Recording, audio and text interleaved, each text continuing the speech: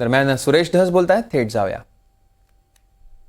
ती माहिती 100% त्या कुटुंबाला दिली पाहिजे की मुवमेंट काय झालेली आहे, अमुक झालेला आहे. आता आणखी एक आहे की थोडासा अडचणीचा भाग असा झाला आहे की विष्णू चाटे याचा 10 तारखेला मोबाईल बंद झालेला आहे.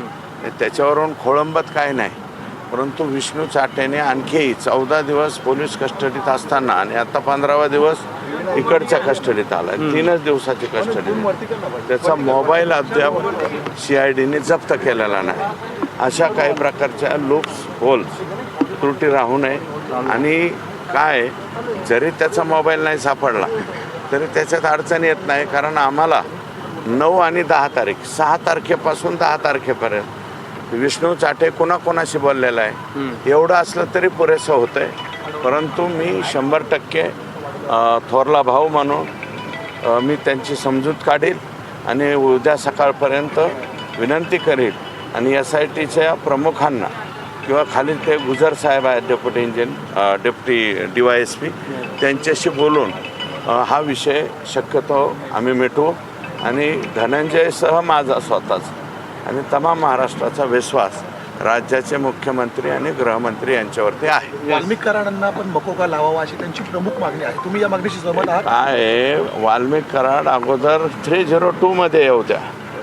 302 लागला. आता ह्याच्या सिरियल आणि त्याची सँक्शन मंजुरी हे सामान्य माणसाच्या लक्षात येऊ शकत नाही, धनंजयच्या लक्षात येऊ शकत नाही. उद्याच्याला त्याची कडी सापडली की ते पहिल्यांदा 302 मध्ये येते वाल्मिक कराड आणि 302 मध्ये आले की ऑटोमॅटिक मोकामध्ये येते.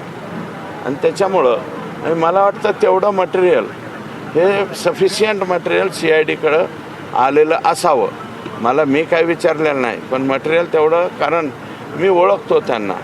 हा विष्णू चाटे हा सगळ्यात जवळचा आहे वाल्मिक कराडांचा, नातेवाईक बी आहे जवळचा आहे.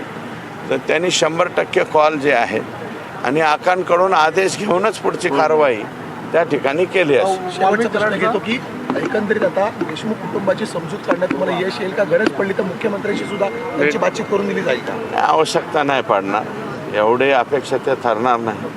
आणि माननीय मुख्यमंत्र्यांनी त्या दिवशी आमच्या देशमुख कुटुंबियांना जवळपास पाऊण तास 1 तास वेळ दिलेला आहे. त्यांचं सगळं घराणं जे आहे ते ऐकून घेतलेलं आहे आणि आता पुढच्या स्टेप्स जे आहे ते पाडणार आहेत.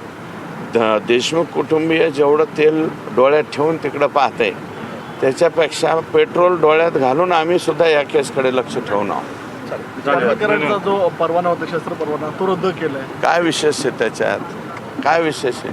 वाल्मिक कराडांना 4 पोलिस होते संरक्षणात, वरून शस्त्र परवाना कशासाठी पाहिजे?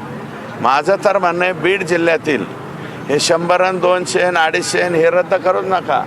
1200चे 1200 रद्द करून टाका ना. मी मुख्यमंत्र्यांना तीच मागणी करणार. 1200चे 1200. मग कोणाचा मर्डर होतो, कोणाचा खून होतो ते बघू आपण. कशासाठी पाहिजेत हे पिस्तूल? कशासाठी? फक्त मिरवायसाठी, लोकांना धाक दाखवायसाठी. आणि कोण आहेत? आमचं लोन संभाजीनगरमध्ये पोहोचलेलं आहे. धनंजय मुंडे हे मंत्री जे आहेत त्यांच्या जवळच्या काही लोकांना फक्त मिरवायासाठी संभाजीनगर जिल्ह्यात सुद्धा काही हे दिले गेलेले आहेत, काय म्हणता आपण ते, बंदूक. त्याची यादी मी 1-2 दिवसात तुम्हाला देतो. त्यांना आवश्यकता काय आहे हे तुम्हीच तपासून बघा. ओके. सगळे गेटवर